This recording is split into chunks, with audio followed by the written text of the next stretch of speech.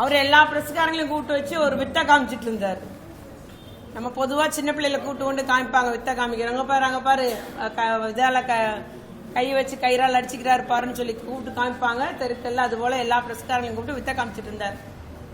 அவரை பதவியை தூக்க போறாங்கன்னு சொல்லி பேசிக்கிறாங்க. அதனால ஒரு வேண்டுதல் அவருக்கு, 48 நாள் விரதம் இருக்கிறாரு, அதுக்கு செருப்பு போட மாட்டாரு, தன்னை தானே 8 முறை அடிச்சுக்கிட்டு இந்த விரதத்தை தொடங்குறாரு. அதுதான் உண்மை. அவருக்கு மேலிடத்துல இருந்து உதவியை அவருடைய காத்து கொள்றதுக்கு அவர் விரதம் தொடங்குறார். அது அவருடைய விரதம் பழிக்கட்டும், அது நமக்கு அந்த சைடே போக விரும்பல. அதே போல இவரும் பாத்தீங்கன்னா நமக்கு பாஜக ஆட்சியில அந்த மணிப்பூர் ஒன்றே போதும். நமக்கு வந்த நிறைய வீடியோக்கள் நீங்க பார்த்திருப்பீங்க. எந்த அளவுக்கு பெண்கள் கொடுமைப்படுத்தப்பட்டார்கள், அவமதிக்கப்பட்டாங்க. ஒரு போக பொருளாதான், ஒரு உயிரா கூட நினைக்கல. அந்த அளவுக்கு அவர்கள் துன்பப்படுத்தப்பட்டார்கள் அந்த மணிப்பூர்ல. அது பாஜக ஆட்சி தான் நடந்துட்டு இருந்துச்சு. அதுபோல மல்யுத்த வீராங்கனை பாலியல் தொல்லை கொடுத்த அந்த பாஜக எம்பிக்கு சப்போர்ட்டா தான் அரசு இருந்தது. பிள்ளைகள் எவ்வளவு நாள் தெருவில் கிடந்து போராடினாங்க, ஆனா எந்த ஒரு நடவடிக்கையும் எடுக்கல. அதேதான் அந்த காஷ்மீர்ல கதுவா பாலியல் வன்கொடுமை குற்றவாளிக்கு ஆதரவாக தான் பாஜக அமைச்சர்களே போராடினாங்க.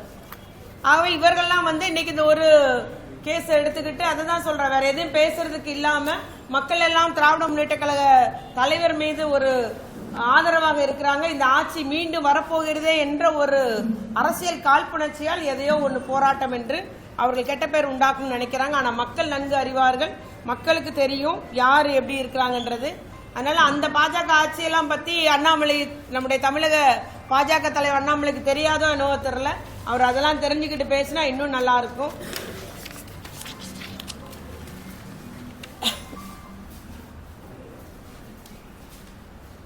அதே போல நம்முடைய முதலமைச்சர் அவர்கள் பெண்களுக்கு அரணாக தான் இருக்கிறார். பெண் தொழில் முனைவர் உருவாக வேண்டும்.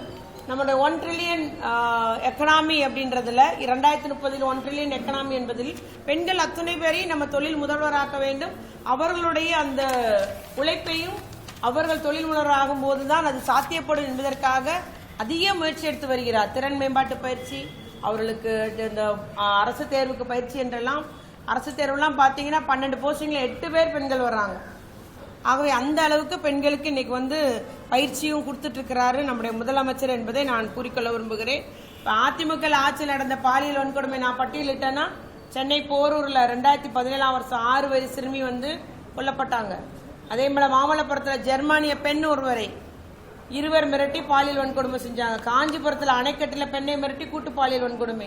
தூத்துக்குடியில 14 வயசு சிறுமியை வன்கொடுமை செய்து கொலை செய்யப்பட்டார். சிவகங்கையில 15 வயசு. இப்படி நம்ம அடிக்கிட்டே போலாம். அத்துணை செயல்கள் நடந்தது. ஆகவே ஆனா அவங்க எந்த ஆக்ஷனும் எடுக்கல, உரிய நடவடிக்கை எடுக்கல. ஆனால் நம்முடைய ஆட்சியில, தளபதியாருடைய ஆட்சியில நம்முடைய முதலமைச்சர் உடனடியா நடவடிக்கை எடுத்து ஆக வேண்டும் என்பதற்காக அவர் எடுத்துக்கொண்டுகிறார் என்பதை மட்டும் நான் இங்கு கூறிக்கொள்ள விரும்புகிறேன். அதனால நம்முடைய எதிர்கட்சி தலைவராக இருந்தாலும் சரி, இல்ல எதிர்கட்சியா தன்னை காட்டிக்கொள்ள விரும்பும் பாஜக தலைவராக இருந்தாலும் சரி, ஏதோ ஒரு புகார் சொல்ல வேண்டும் என்பதற்காக குய்யோ முறையோன்னு கத்துறாங்க. மக்களை திசை திருப்பி விடலாம், மக்களிடம் பொய்யான ஒரு நம்பிக்கை ஊட்டி விடலாம் என்றாங்க. ஆனா மக்கள் அத்துணை பேரும் விவரம் அறிந்தவர்கள், அவர்களுக்கு எல்லாம் தெரியும் என்பதை மட்டும் நான் இங்கு கூறிக்கொள்ள விரும்புகிறேன்.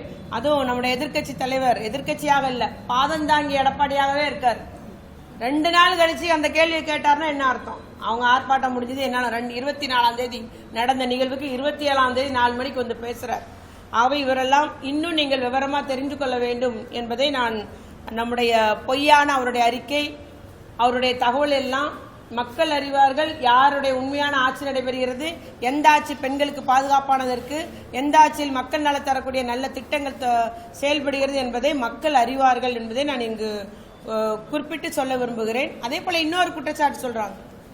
அந்த குற்ற செயல் செஞ்ச அந்த ஞானசேகர் திமுக காரன், திமுக எவ்வளவு சொல்லியாச்சு. அவர் திமுக இல்ல, அவர் திமுகவை சேர்ந்தவர் ஞானசேகரன். அந்த சைதை பகுதி கழகத்தில் ஒருத்தர் பொறுப்புல இருக்கார். இவர் தான் அந்த ஞானசேகர், டி ஞானசேகர். இவர் தான் எத்தனையோ முறை சொல்லியாச்சு, அவர் எங்க கட்சிக்காரர் இல்ல, இவர் தான் அந்த டி ஞானசேகர். இவருடைய பேர் தான் அந்த நோட்டீஸ்ல இருக்கு. சில நோட்டீஸ்ல இவருடைய போட்டோவே இருக்கு, பார்த்தா தெரியும். இலக்கிய அணி துணை அமைப்பாளரா இருக்கார் அந்த பகுதி கழகத்தில். ஆனாலும் எல்லாரும் நம்ம திமுக காரன், திமுக, அவர் திமுக அவருக்கு எந்த சம்பந்தம் இல்ல. இவர் தான் ஞானசேகர், நோட்டீஸ்ல உள்ள பேரு இவர்தான் அந்த ஞானசேகர் என்பதையும் நான் இங்கு குறிப்பிட்டு கூற விரும்புகிறேன். ஆகவே நம்முடைய தமிழகத்திலே பெண்கள் மற்றும் குழந்தைகளுக்கு எதிரான குற்றச்செயல்கள் நடைபெறக்கூடாது, அதை தடுத்தாக வேண்டும் என்ற முறையிலே விழிப்புணர்வு உண்டாக்கப்பட்டு வருகிறது. பிள்ளைகள் மத்தியிலும் சரி, பெண்களும் நீங்கள் தைரியமாக நம்முடைய முதலமைச்சர் கூறிய அதே வார்த்தை, நான் உங்களுக்கு தந்தையாக தனையனாக நான் இருக்கிறேன், நீங்கள் இந்த உதவி எண்களை புகார் கூறுங்கள், உறுதியாக நான் நடவடிக்கை எடுப்பேன் என்று கூறியதற்கு ஏற்ப இன்னைக்கு பெண் குழந்தைகளும் பெண்களும் புகார் தருகிறார்கள். நம்முடைய அரசு உடனடியாக நடவடிக்கை எடுத்து வருகிறது என்பதை நான் இங்கு உறுதியாக கூறிக்கொள்கிறேன்.